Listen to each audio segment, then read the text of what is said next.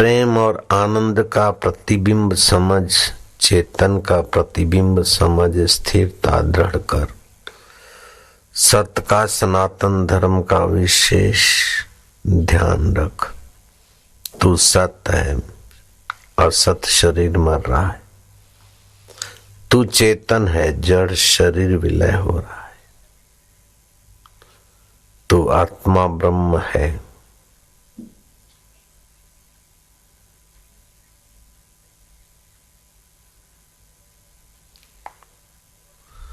तुम न भी पहचानो लेकिन मैं तुम्हें पहचानता हूं। तुम अमर आत्मा हो, मेरे सनातन पुत्र हो। तुम भी इस शरीर से न निकलो लेकिन मैं तुम्हें निकाले बिना नहीं रहूंगा, क्योंकि तुम मुझे प्राप्त करने योग्य हो। हाड़ मास को पाकर तुम क्या कर लोगे। ऐसे ही 14 लोग तो जीते जी भी मरे हुए हैं।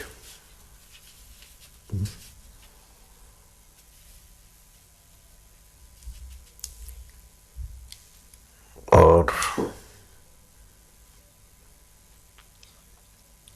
जो सत्संगी हैं, परोपकारी हैं, भगवत ध्यान भजन में, वो मरने के बाद भी तो अमर है।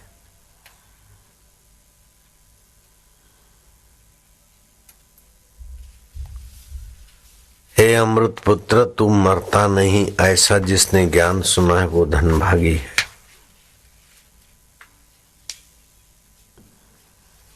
हे सुख दुख का साक्षी, तू चैतन्य है। इस ज्ञान में जिसकी प्रीति गति हुई वो धनभागी है, वो अमर है।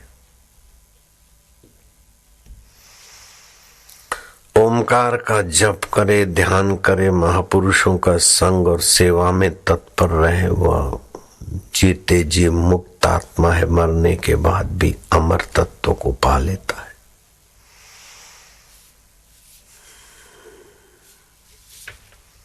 धन्या माता पिता धन्यो, गोत्रम धन्यम कुलोद्भव, धन्या च वसुधा देवी यत्र स्यात् गुरु भक्तः।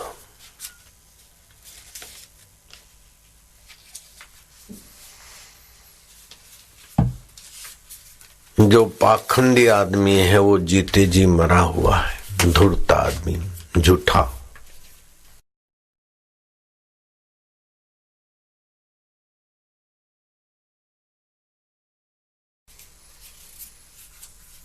जो गुरु के आगे झूठ बोलने की हिम्मत करते हैं उनसे बड़ा अभागा कौन। पाखंड, झूठे लोग। अति कामी, न अमावस्या देखे न पूनम देखे, न जन्माष्टमी देखे, न शिवरात्रि देखे, न होली न दिवाली। काम विकार में जो फिसलता रहता वो जीते जी मरा है, अभागा है। धन होते हुए भी जो सत्कर्म दान पुण्य नहीं करता, कंजूसी के कारण धन जमा कर करके मर जाता है, वो तो जीते जी मरा समझो। जिसको अच्छी बात सूझती नहीं है,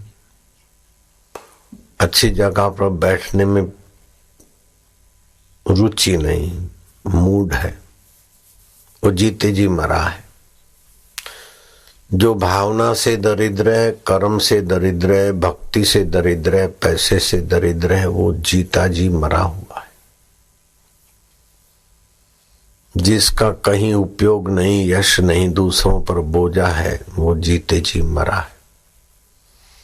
जो किसी के काम नहीं आता और ईश्वर से प्रेम नहीं करता, वो जीते जी मरा हुआ है। जो अति वृद्ध है और देह को मैं मानता है, संसार को सत्य मानता और मुझे कोई बचाए, कोई भला कर दे, रोता रेंगता रहता है, वो जीते जी मरा हुआ है। जो सदा रोगी है मन से तन से, वो जीते जी मरा है। जो अति क्रोधी है वो जीते जी मरा है। जो ईश्वर से, शास्त्र से, सद्गुरु से विमुख है वो अभागा जीते जी मृत्यु की खाई में घुल मिल गया है। 11वां वह व्यक्ति जो श्रुति संत का वचन टाल देता है, विरोधी है, वेद शास्त्र गीता उपनिषद का विरोधी है, वो जीते जी मरा है। गौ मांस और मदिरा जिसको प्रिय है वो जीते जी मरा है। जो निंदक है, जिस किसी की निंदा करेगा और संत की निंदा करने में भी देर नहीं करेगा, वह अभागा जीते जी मरा है। कबीरा निंदक ना मिलो पापी मिलो हजार, एक निंदक के माथे पर लाख पापिन को भार। जो केवल अपने शरीर को पोषने में लगा है, दूसरे का ख्याल नहीं रखता और मरने के बाद की यात्रा का विचार नहीं रखता, वो जीते जी मरा है। और जो अति पापी है उसका तो कहना क्या, वो जीते जी मरा है। ऐसे ही जो अति पुण्य आत्मा है मरने के बाद भी अमर है। इससे 14 विपरीत बातें जोड़ दो तो मरने के बाद भी अमर है। अति पापी से अति पुण्यात्मा मरने के बाद भी अपनी यश से जीवित है।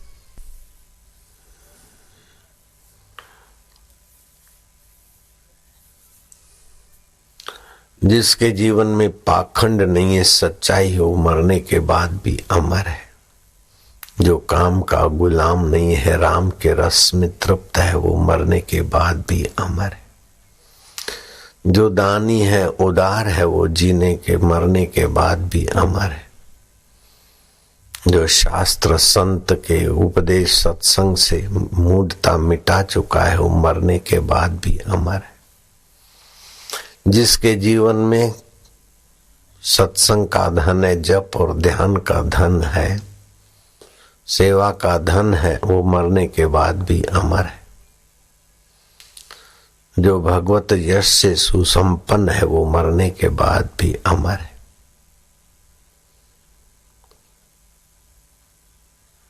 वृद्ध होने पर भी जिसका उत्साह जवान जैसा है और जिसकी प्रीति भक्ति है, वो मरने के बाद भी अमर है। लीलाशाह प्रभु अमर है, राम कृष्ण अमर है, शबरी अमर है। जो निरोग तन, निरोग मन, निरोग मति का धनी है, वो मरने के बाद भी अमर है। जो क्रोध का दृष्टा, क्रोध का साक्षी है और अनुशासनीय शक्ति का उपयोग करता है, क्रोध देखने भर को है, वो अक्रोधी महापुरुष शरीर मरने के बाद भी अमर पद का धनी। जो ईश्वर के सन्मुख है, वो शरीर न होते हुए भी अमर है। जो श्रुति और संत के रस में रसवान है, वो मरने के बाद भी अमर है। जो श्रुति संत भगवत जनों का, सत्संगियों का हित चाहता है, वो मरने के बाद भी अमर है। जो केवल अपना शरीर नहीं पोसता है, सबका शरीर अपना रूप जानता है, वो महापुरुष शरीर न होने के बाद भी वो अनेकों शरीरों में अपना ओज तेज बरसाया हुआ अमर आत्मा। जो अति पुण्य आत्मा है, पुण्य पर्वों को ध्यान भजन करता है, करवाता है। देह छता जेनी दशा वर्ते देहातीत, ते ज्ञानी ना चरण माहो वंदन अगणित।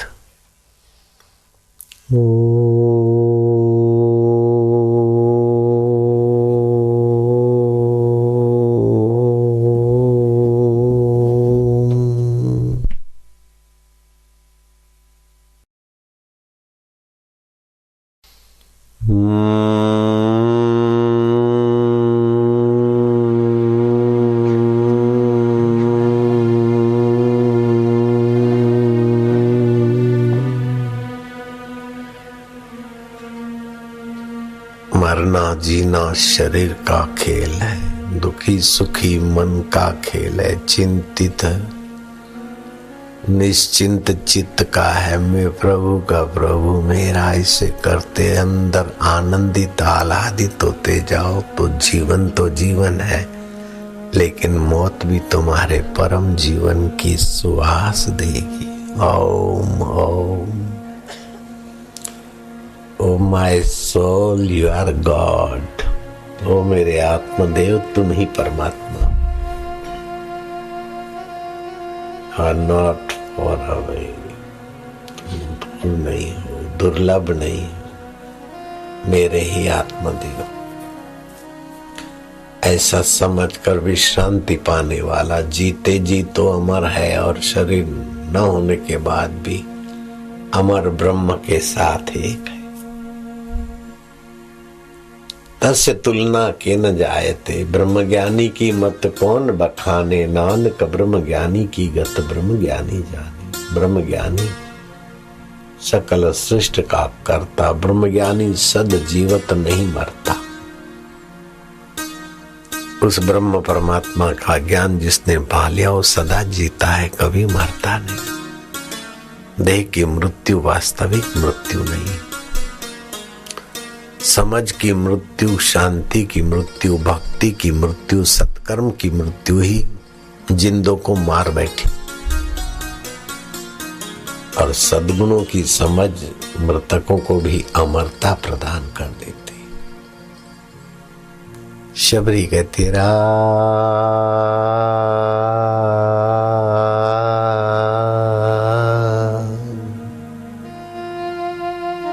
राम तीर्थ कहते हो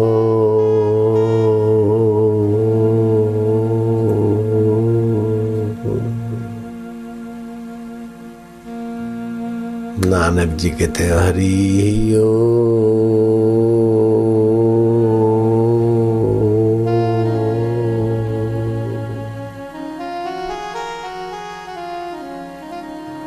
मंसूर कहते हैं अल्लाह हो।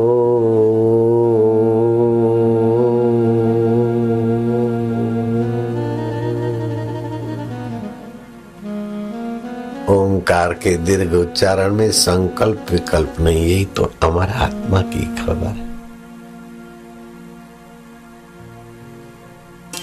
अ और म के बीच दूसरा कोई स्पंदन ही नहीं।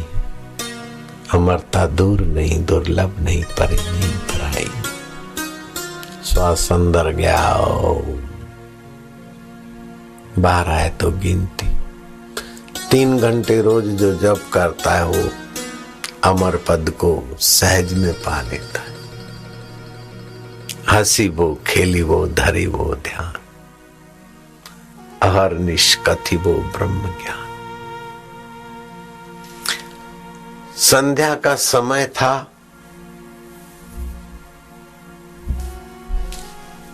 उज्जैन के ब्राह्मण ने देखा कि कोई साधु बैठा है। गौर से देखा कि ये साधु के रूप में बैठे हुए हमारे उज्जैन के भूतपूर्व सम्राट भरतरी, राजाधिराज महाराज, उज्जैन नगरी के सम्राट राजा भरतरी की जय हो, जय हो। कैसे ब्राह्मण? बोले यहाँ आए थे हरिद्वार ऋषिकेश में आव्या था दर्शन करवा। आप રાજપાટ છોડીને સંત થયા છો એ સાંભળ્યું તું, પણ અત્યારે મળ્યા છો એટલે હું વંદન કરું છું।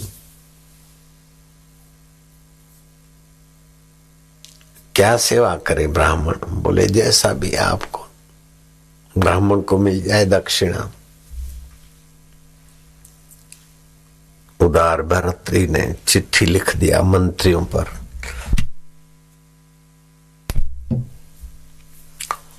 बुद्धिमान मंत्रियों ने देखा कि राजा राजपाट छोड़कर संत बन गए। अब ये संत की चिट्ठी है। सिर आंखों लगाई, ब्राह्मण सुबह आना, 7 खजाने खोल कर रखेंगे। जिस खजाने का तुमको जो धन उठा सको ले जाना। चांदी के रुपयों का भंडार देखा, सोने की गिन्नियां देखी, लाल देखे, मोती देखे, माणिक देखे, हीरे देखे, जवाहर देखे, एक से एक है। संत का दर्शन व्यर्थ नहीं जाता है। बोले इस भंडार में से मैं जितनी गठरी उठा पाऊंगा उतना ही मेरा रहेगा, लेकिन ये सातों भंडार थे छोड़कर गए हैं। आ बधु छोड़ीने ऐसी सियार नहीं हो। 16,000 करोड़ के 16 लाख करोड़ नहीं, आखों राज्य अब्जो खब्जो छोड़कर जो चीज पाने को गए हैं वो चीज ऊंची होनी चाहिए। चिट्ठी वापस ले लिया। फिर उज्जैन का ब्राह्मण गया ऋषिकेश के नीलकंठेश्वर, नीलकंठ की घाटियों में। ऋषिकेश से ऊपर नीलकंठ रास्ता जाता है, अभी तो बस्ती हो गई। हम गए थे तब पैदल का रास्ता था, शांत वातावरण था। आज से 30-40 साल पहले, तो सैकड़ों वर्ष पहले तो और सन्नाटा शांति थी। ट्रैफिक नहीं था, बसें गाड़ियां सड़कें नहीं थी। कभी कभार कोई आदमी देखने को मिले। राजा भरतरी बैठे एकांत में। महाराज ये चिट्ठी आपकी।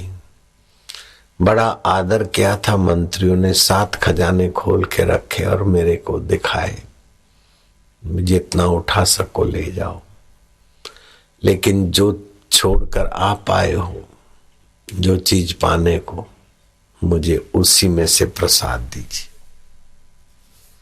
આ બધું છોડીને આપ આવ્યા છો ને, જેના માટે જે તમને પ્રાપ્ત થયું છે એમાંથી થોડુંક આપો ને। आप ये सब क्यों छोड़ के आए, ये बात मुझे समझाओ। और जिसके लिए छोड़ के आए उसमें से आपको जो मिला है थोड़ा सा मुझे दो।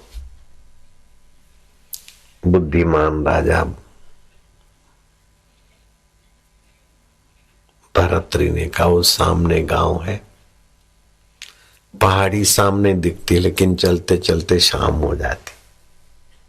मामा घर કેટલે દીવો વળે એટલે 10-12 किलोमीटर दूर वाला पहाड़ी इधर ही तो दिखता है।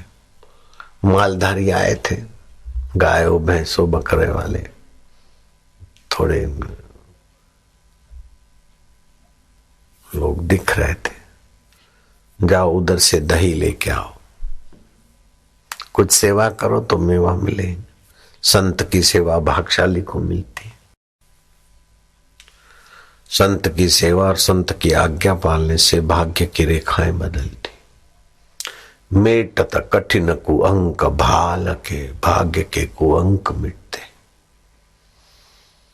ब्राह्मण ने कहा कि दही मंगाया है महाराज ने। बोले अभी दही जमा दिया है, तुम थोड़ा टुकड़ा खा लो, पानी पियो, सामने गुफा है, बैठो आराम करो, ध्यान करो, दही जमेगा तो तुम ले जाना। गुफा किसी पूर्व काल में संत के ध्यान के वाइब्रेशन वाली गुफा थी। बैठे और ठंडी हवा ने और ध्यान की प्रभा ने। इस बात में आप संदेह नहीं करना, मेरी गुफा में मैंने किसी तार बाबू को कहा तुम बैठो, बाद में बात करते। सुबह आया था सूर्योदय के समय, वो बैठा तो बैठा, ऐसे बैठा कि हम बार बार देखें तो उठता नहीं, तो मैं काहे को उसको उठाऊं। शाम के 5 बज गए, फिर मैंने उसको बुलाया। मनोहर मनोहर अंडा खाता था, दारू पीता था, उसको मकान की जरूरत थी, किराए पे मकान मिल जाए, वो आशीर्वाद लेने आया था। उसने घड़ी देखी, यूं देखा, शाम के 5। बोले ये क्या हुआ? मैं क्या, अब तुम बैठे रहे, मैं कैसे जगाऊं? आबू की गुफा की बात है।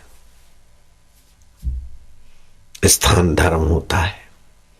यहाँ आप जितना शांति से बैठे और अच्छा लग रहा है, उतना आप अपने फ्लैट में ध्यानस्थ नहीं हो सकते। अमेरिका के हाउस में ऐसा पीस नहीं हो सकता। वाइब्रेशन संसारी होते। संत की दृष्टि और संत की चरण और संत का वातावरण कुछ अपने आप में महत्वपूर्ण होता है।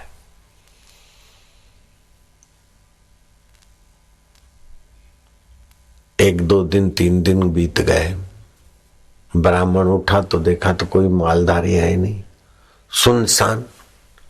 बोले गांव कहाँ चला गया?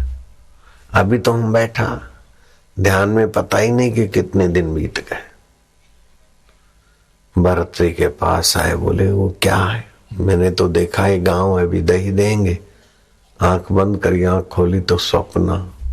बोले ऐसे ही ये संसार स्वप्न है, बचपन स्वप्न, जवानी स्वप्न, पूरा जीवन स्वप्न ही तो है। स्वप्ने से जागने के लिए मैं यहाँ आया हूं।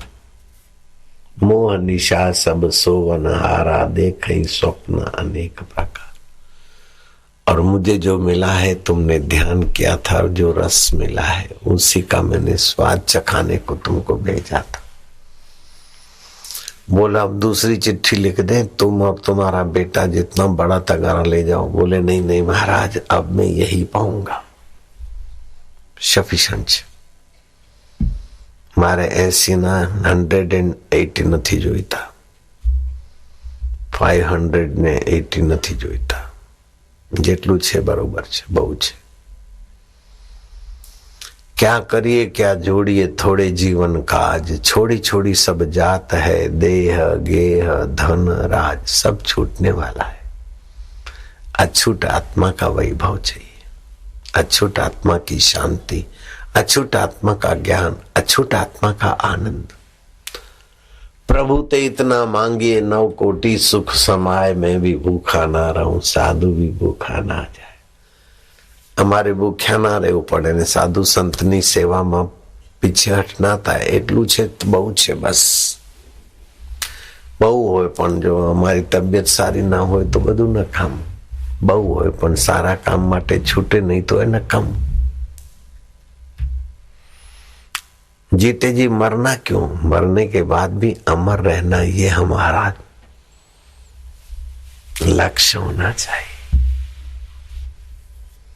मृत्यु में 12 फायदे हैं, उसका फायदा लेना चाहिए, और जीते जी मरा हुआ 14 दुर्गुण है, उनसे बचना चाहिए। और ये सुंदर उपाय है। ओ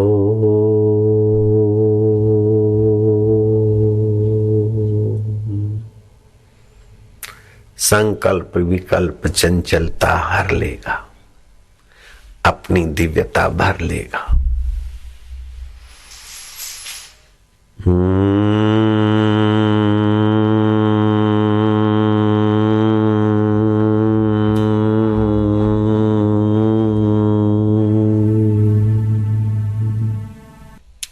यत्र पूजा स्नानु पूज्यन्ते,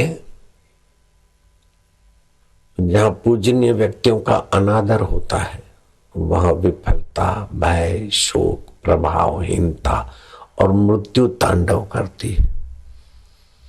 जैसे अफगानिस्तान में संत बुद्ध भगवान की मूर्तियां और मंदिर तोड़े गए, पूजनीय व्यक्तियों का अनादर हुआ, वहां अकाल मृत्यु, कलह और विध्वंस ने तांडव करके दिखाया। लादेन का जय जयकार शुरू हो गया और बुद्ध की मूर्तियां टूटने लगी। कर्म दिखा रहा है कि भविष्य उज्जवल है कि अंधकार में है। जब संतों को सताया जाता है, सत्संगियों को गुंडा कहा जाता है, ऐसे व्यक्तियों का भविष्य बहुत गंदा हो जाता है।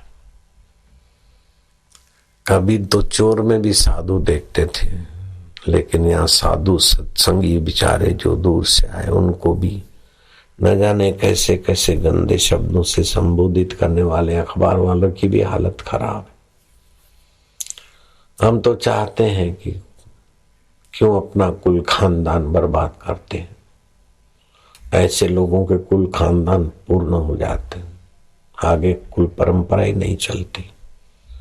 जो संतों और सत्संगियों को सताते हैं उनको बहुत कुछ चुकाना पड़ता है, और संतों और सत्संगियों की जो सेवा करते हैं, प्रसन्न होते हैं, उनको बहुत कुछ प्राकृतिक तोहफे मिलते हैं, परमात्मिक तोहफे मिलते हैं। हम तो चाहते हैं सबको ईश्वर की कृपा के तोहफे मिले। तुम चोर बन जाओ, जैसे श्री कृष्ण चोर है, हरि का नाम एक चोर है, वो हमारे दुख हर लेता है, अज्ञान हर लेता है, ज्ञान भर लेता है चोरी चोरी में। ऐसे ही चैनल वाले आप दर्शकों के जीवन में चोरी चोरी में सद्गुण भर लो, चोरी चोरी में चिंता हर लो अपने दर्शकों की, उनकी चिंता हर लो, उनका दुख चुरा लो, उनका अज्ञान चुरा लो, उनके घरों के कलह चुरा लो। चैनल वाले चोर बन जाओ पक्के। श्री कृष्ण तो प्यार करेंगे, हरि भी प्यार करेंगे, और तुम्हारे दर्शक भी तुम्हें प्यार करेंगे, और तुम्हारे पूर्वजों का भी जय जयकार, आने वालों का भी मंगल होता है। बोलते हैं अन्याय हो गया, अन्याय हो गया। भगवान की सृष्टि में अन्याय होता तो करोड़ों वर्ष से सृष्टि चलती कैसे? तो सब जो हो रहा है देर सबेर न्याय ही न्याय है।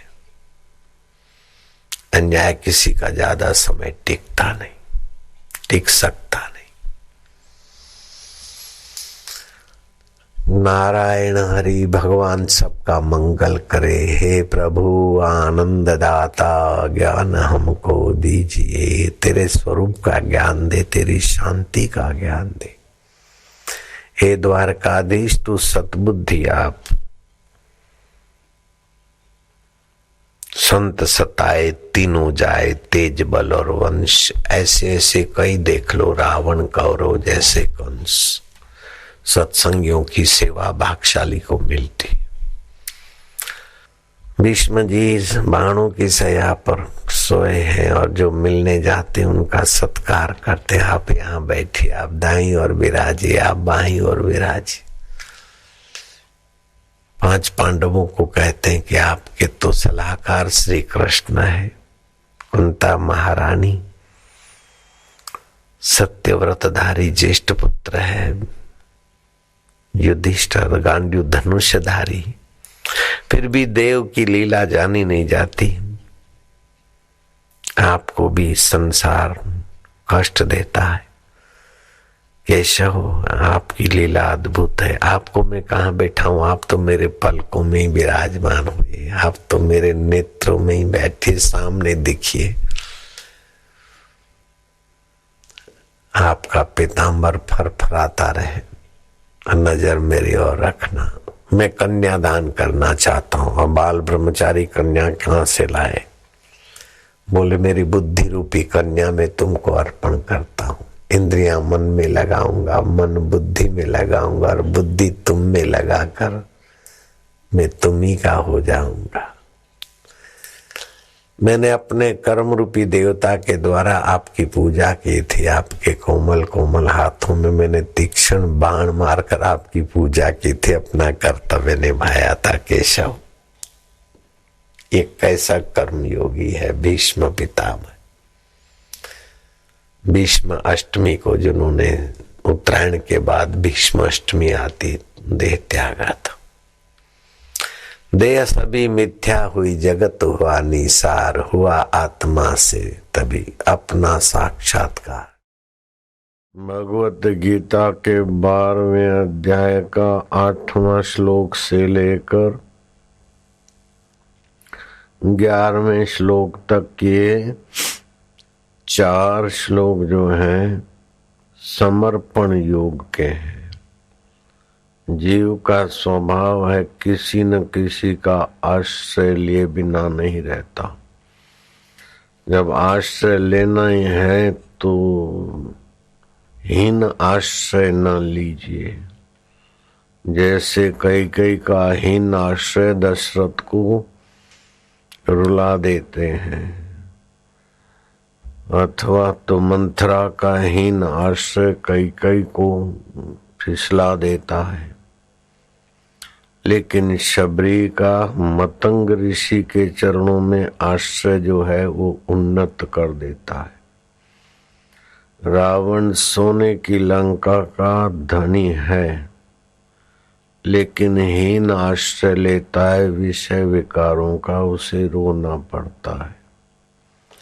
हिरण्याकश्यपु सुवर्ण की लंका सुवर्ण का हिरणपुर बनाने में सफल है, लेकिन शरीर का मन बुद्धि का तुच्छ का आश्रय लेकर अपने को सर्वोपरि सर्वश्रेष्ठ घोषित करने में मार खा जाता है हिरण्यकश्यपुहीन आश्रय के कारण। आश्रय लेता मन बुद्धि का, अहंकार का आश्रय लेने के बजाय भगवान के सत स्वभाव का, चिद स्वभाव का, आनंद स्वभाव का आश्रय लेकर अहम ब्रह्मास्मि वासुदेव सर्वमिति, तो हिरण्यकश्यपु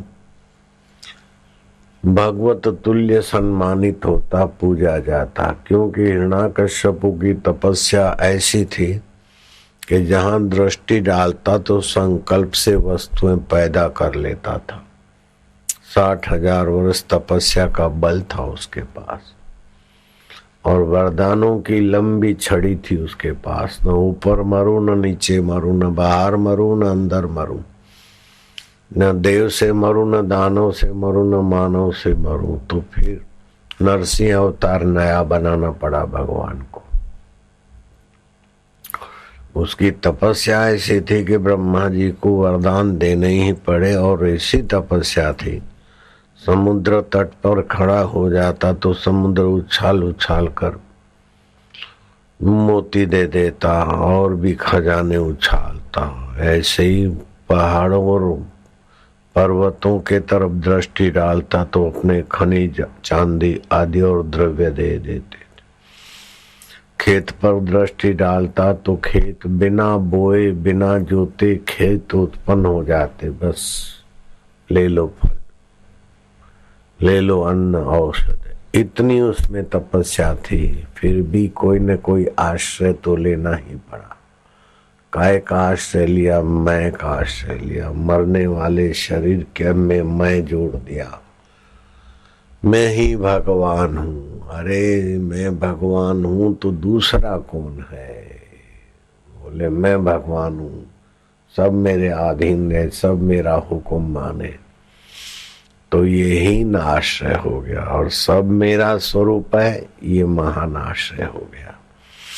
तो श्री कृष्ण महान आश्रय का तरीका बताने में बड़े निपुण रहे योगेश्वर भगवान कृष्ण।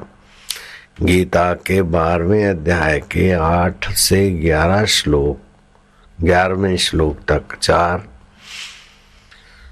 चार श्लोक जो है भगवान ने साधना बताई अपने ब्रह्म पद को पाने। समर्पण योग,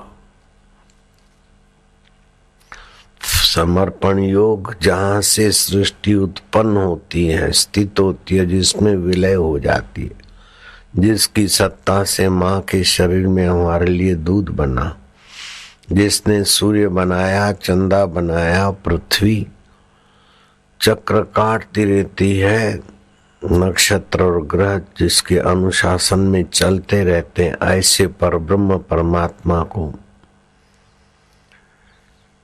अपने कर्मों का फल अर्पित करके आप निर्भर हो जाओ और निर्वासनिक हो जाओ।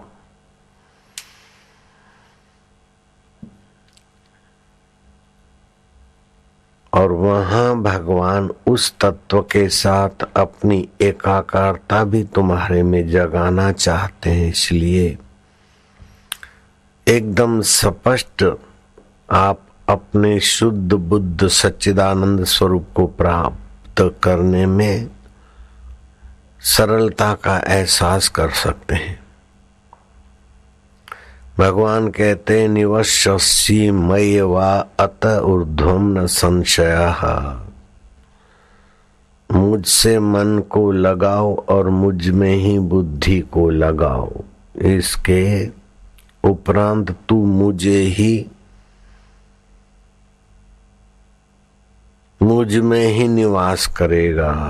इसमें कुछ भी संशय नहीं है। लो, मुझ में ही निवास करेगा। मुझ में माना 2 हाथ पैर वाले या 4 हाथ पैर वाले में अर्जुन घुस जाएगा, ऐसा मत समझना।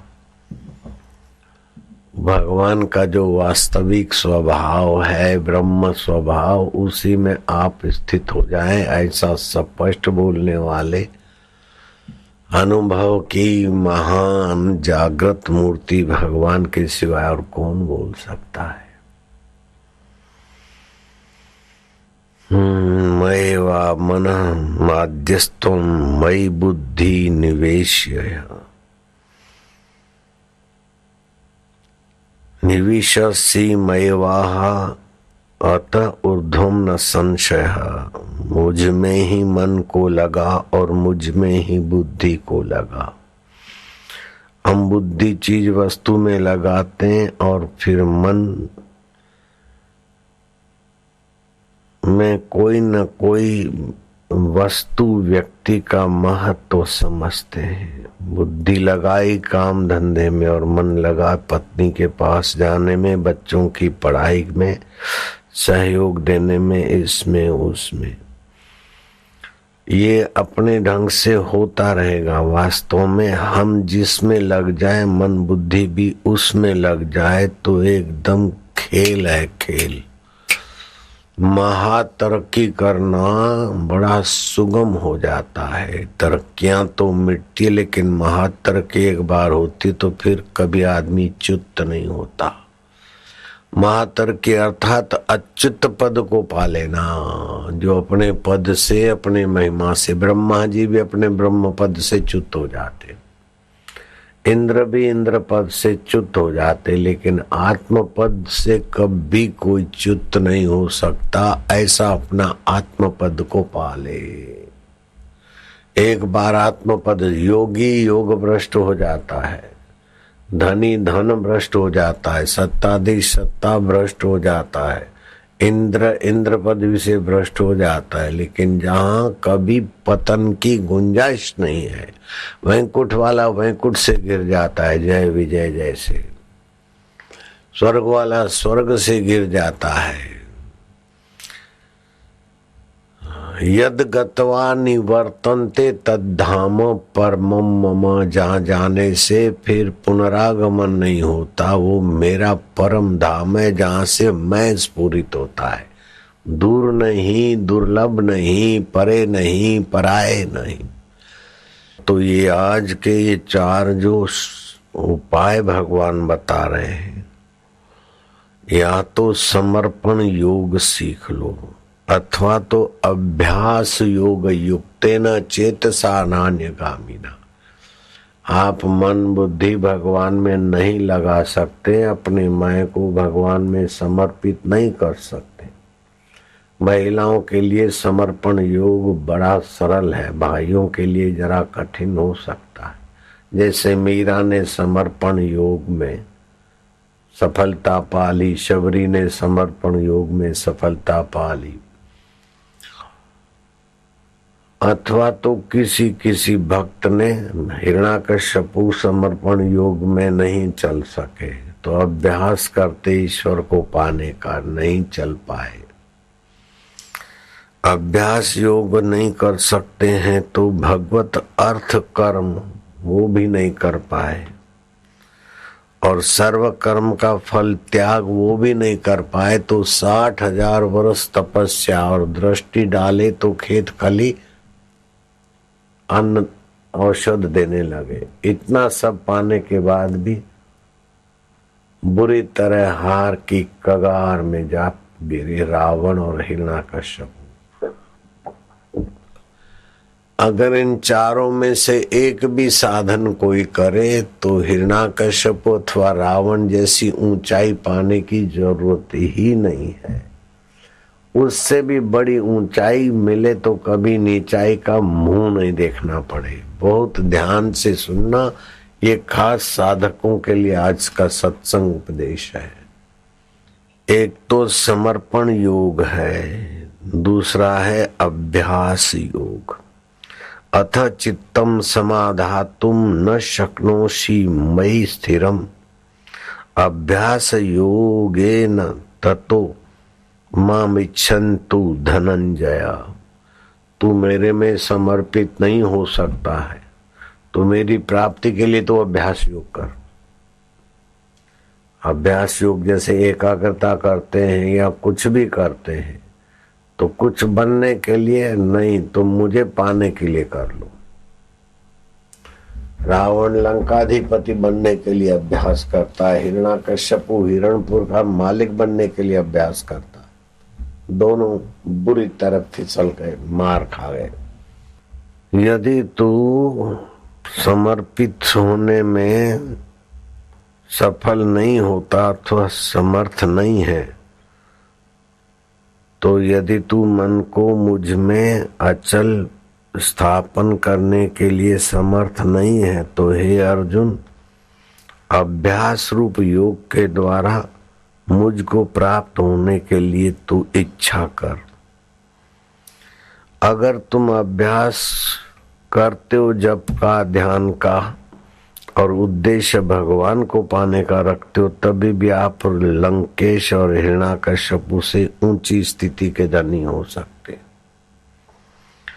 अगर ये दूसरा साधन भी भगवान बोलते हैं तुम नहीं कर सकते हो, तो आओ हम तुम्हें तीसरी सीढ़ी देते हैं, जो अच्छी तरह से आप, जिसके पायदान बड़े आसान है, तुम्हें जचे तो उस पर ही चल पड़ो।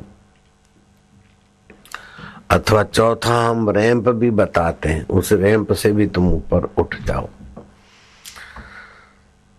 अभ्यास से अपि असमर्थोसि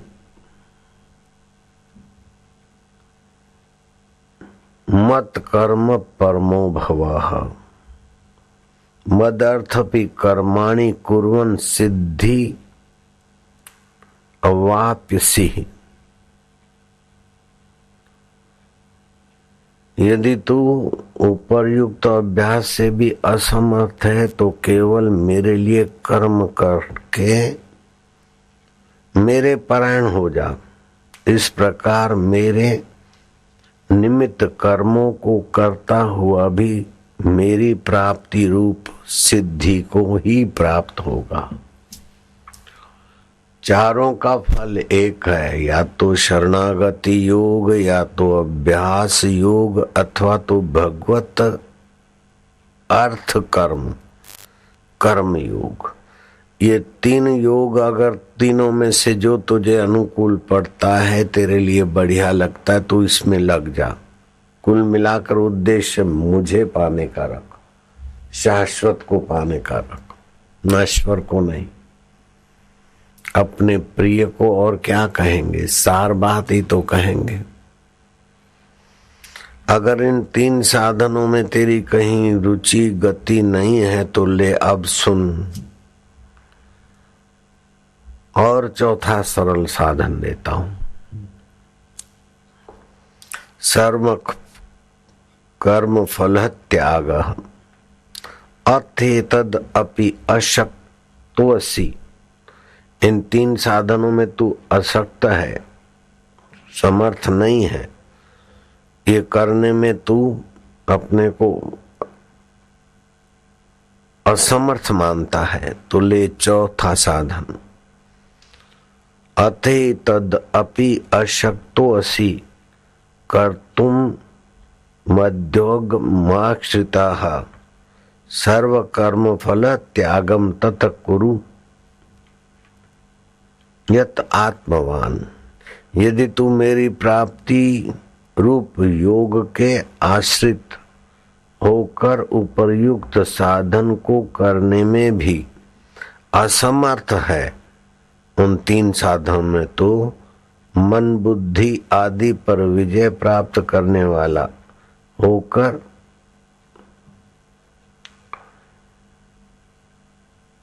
सब कर्मों के फल का त्याग कर दे।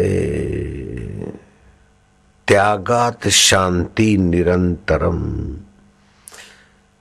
कर्म तो कर तत्परता से, लेकिन किसी को नीचा दिखाने के लिए अथवा कोई फल पाने के लिए नहीं। त्यागात शांति निरंतरम, निष्काम कर्म। हंसते खेलते खाते पीते, न समाधि लगानी है, न सब त्याग कर जाना है, न भोगी बनकर बर्बाद होना है, न त्यागी बनकर तितिक्षु होना है। केवल कर्म के फल की इच्छा त्याग करके तू मुझ चैतन्य को ऐसे पालेगा जैसे एक सरोवर और दूसरे सरोवर के बीच का जो पाल टूट जाती तो दोनों एकमय जल हो जाते। ऐसे जीव ब्रह्म हो जाएगा, ब्रह्म जीव एकत्व हो जाएगा। श्लोक 8 से 11 ये आरोहण क्रम है और श्लोक 12 साधनों का अवरोहण क्रम है। तो ये साधन नहीं तो ये साधन नहीं तो ये साधन नहीं तो ये साधन नहीं तो ये, अथवा तो इस साधन से चल के इसमें, इससे चल के इसमें, इसमें चल के पहले निष्काम कर्म कर ले, फिर भगवत अर्थ कर ले, फिर अभ्यास कर ले और फिर शरणागति कर ले भगवान की शरण। बहुत सुंदर तरीके से भगवान बताते हैं और बहुत ऊंचा साधन है और करने में सुगम भी है। केवल इंद्रियों पर थोड़ा संयम करे, केवल इस साधन की, इस उपलब्धि की महानता समझ जाए, बस फिर तुम्हारा एक अमेरिका का राष्ट्र तो क्या, सारे धरती के राष्ट्र और इंद्र का पद भी बहुत छोटा हो जाएगा। ऐसा तुम्हारा वो आत्म वैभव जागृत होगा। किसी पर तुम्हारी मीठी नजर पड़ेगी तो वो निहाल हो जाएगा। तुम्हारा दर्शन देवता करके खुशहाल हो जाएंगे। इस आत्मज्ञान की महिमा को कोई पूरा वर्णन कर ही नहीं सकता। मत करो वर्णन, हर बेअंत है। भगवान अनंत है तो भगवान को पाए हुए महापुरुष की कृपा और महापुरुष की ऊंचाई भी अनंत है।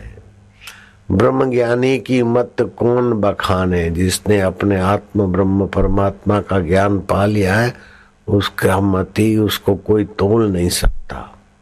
ब्रह्मज्ञानी की मति कौन बखाने? ब्रह्मज्ञानी की गति ब्रह्म जानी जाने। ब्रह्मज्ञानी को खोजे महेश्वर, ब्रह्मज्ञानी आप परमेश्वर। ब्रह्मज्ञानी मुगत जुगत का दाता, ब्रह्मज्ञानी पूर्ण पुरुष विधाता। ब्रह्मज्ञानी का कथ्या न जाई आधा अखर, नानक ब्रह्मज्ञानी सबका ठाकुर। ब्रह्मज्ञानी का भोजन ज्ञान, ब्रह्मज्ञानी का ब्रह्म ध्यान। ब्रह्मज्ञानी मुगत भुगत का दाता, ब्रह्मज्ञानी पूर्ण पुरुष विधाता। आप ऐसी ऊंचाई को छुएंगे। ऐसे ब्रह्मज्ञानी थे जड़ भरत। अजनाब खंड का एक छत्र सम्राट भरत, उसने सुंदर व्यवस्था की तो अजनाब खंड का नाम पड़ा भारत। भरत के नाम से पड़ा भारत। वो राजकाज के पचड़े में जिंदगी पूरी हो रही है, मुझे पर ब्रह्म परमात्मा का साक्षात्कार करना चाहिए, ब्रह्म ज्ञान पाना चाहिए। अजनाब खंड में से भारत नाम पड़ा, जिसके प्रभाव से वो भरत राज छोड़ के चला गया। मैं जॉब छोड़ूं कि नहीं, ये जो पूछ रहे हैं तो उनको बोलना पड़ता है कि अभी नहीं, बाद में देखो देखो देखो। ऐसी जॉब नहीं मिलेगी, ऐसी गुलामी नहीं मिलेगी। 30 लाख की जॉब है, 20 लाख की जॉब है, उसके आगे भारत के पूरा भारत का एक छत्र सम्राट, उसके आगे तुम्हारी जॉबों की ऐसी तैसी हो जाती है। राजा भरतरी के राज्य के त्याग के आगे तुम्हारा सीए की जॉब की ऐसी तैसी हो जाती है। मैं क्या करूं क्या करूं क्या करूं। आप उस चीज का महत्व नहीं जानते। हम एक दिन में 10-15 तोला सोना खरीद के रख लेते थे, इतनी कमाई होती थी। उसको ठोकर मार के गुरु के द्वार पड़े रहा तो सीनियर लोग हम मुझे जूनियर समझ के भगाने में ही लगे थे। लेकिन हम इस चीज की महत्ता थोड़ी जरा सी जानते थे। इतना ये पद बढ़ा है मुझे भी पता नहीं था। जब मिला तब पता चला कि इतने बड़े पद की तो मैं कल्पना भी नहीं कर सकता हूँ, लेकिन लगा था कि गुरु जी भगवान के दर्शन करा देंगे। बाद में पता चला भगवान जिससे भगवान है वो तो मेरा अपना आपा है। भगवान के दर्शन करो फिर भगवान के लिए रो, भगवान चले गए फिर वहीं के वहीं हो। नहीं नहीं, ब्रह्मवेता ब्रह्मवित्त भवति, ब्रह्मवेता ब्रह्ममय हो जाता है। ताकी वाणी वेद, वो जो बोलता है वेद वचन हो जाता है। भाषा अथवा संस्कृत करत भरम बहुच्छेद, शास्त्रीय श्लोक हो अथवा वो जैसी भी भाषा जानता हो।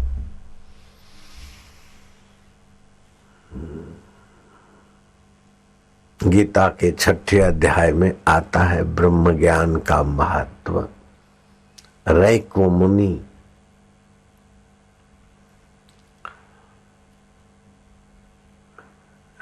मुनि जानश्रुत राजा बड़ा धर्मात्मा था। राज्य में किसी को तकलीफ न पड़े, मैं कर्म करके भगवान को प्रसन्न करूं, भगवान को पाऊं, ऐसा ऊंची समझ का धनी जानश्रुत राजा। यहाँ तक कि प्रजा का तो पालन करता, लेकिन पशु पक्षियों का भी स्वयं ख्याल रखता और दाना चुगने को डालता। नौकर चाकर करते लेकिन स्वयं भी कभी आकर पक्षियों को दाना देता। इतना बड़ा राजा जानश्रुत। पक्षियों में के हंस तो मोती चुगते, तो मोती मंगाओ समुद्र से। ये मोतियों की माला है ना, है कोई दे गया था। तो ये पित्त शामक होती है। आजकल तो बाजारों में तो ये प्लास्टिक के मोती बनते हैं, ये दरिया के मोती निकले हुए पित्त शामक होते। हंस मोती चुगते हैं। राजा ने सपना देखा कि मैं हंसों को मोती दे रहा हूं। रोज देते हैं तो रात को सपना आया, उसमें 2 हंस हैं, मोती का त्याग करके उड़ान भरते। तो जानश्रुत को वही क्या बात है, हंसों का प्रिय भोजन मोती सब जगह तो मिले नहीं। तो वो बोलते हैं कि तुम तो मोतियों का त्याग करके ऊपर आए हो कहीं। राजा जानश्रुत का कोप तुम्हें जला न दे। बोले जानश्रुत का यहाँ नहीं पहुंचेगा प्रभाव, हम रैक्व मुनि के प्रभाव में उड़ान भर रहे हैं। रैक्व मुनि की शीतलता के आगे जानश्रुत की नाराजगी क्या कर लेगी। जानश्रुत का राज्य क्या माना रखता है। जानश्रुत कितना भी धर्मात्मा है, लेकिन रैक्व मुनि के आगे उसकी क्या कीमत है। ऐसा उसको स्वप्न आया और सुबह मंत्रियों को बोला कि जाओ चारों तरफ जांच करो रैक्व मुनि कौन है। मेरे राज्य में ऐसा कौन पुरुष है जिसकी शीतलता में राजा का कोप और दंड कोई माना नहीं रखता। जांच किया तो एक बैलगाड़ी चलाने वाला, दिन में तो बैलगाड़ी चलाता है, आजीविका इकट्ठी करता है, रात्रि को बैलगाड़ी के नीचे विश्राम करता है, शादी वादी नहीं किया, युवक है। पता चला कि वो रैक्व मुनि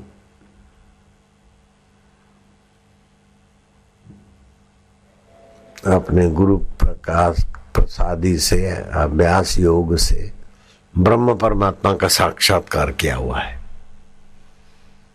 बैलगाड़ी चला रहा है। ऐसे ही कपड़वंज में एक मोची का दर्शन में करने गया था, चप्पल सी रहा है और ब्रह्म परमात्मा का साक्षात्कार। मैं उसका चप्पल फुटपाथ पे चप्पल सिए न मोची, ऐसे मोची के पास जाके बैठा। थोड़ी देर बातचीत किया और उसकी आंखों की चमक और अनुभूति और प्रसन्नता देखी तो मुझे लगा कि कोई सत्पुरुष है मोची के रूप में भी। ये ऐसा आत्मज्ञान है कि मूची को भी हो सकता और मूची भी आदर और पूजने योग्य हो सकता। आशाराम बापू जिस मूची के पास जाके बैठे और सत्संग सुने तो आप क्या समझते बात? होगा न मूची के पास भी कोई खजाना। जानश्रुत राजा उस रैक्व मुनि के पास गए 600 गाय लेकर, एक हार और रथ ले गए।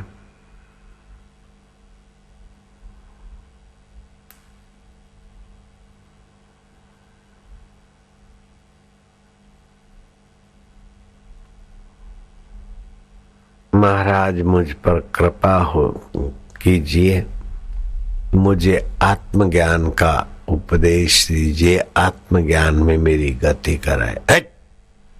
कंगाल कहीं का। बैलगाड़ी चलाने वाला कहता है राजा जानश्रुत को, कंगाल कहीं का, 600 गाय और एक सोने का हार, उसमें ब्रह्म ज्ञान लेने आए।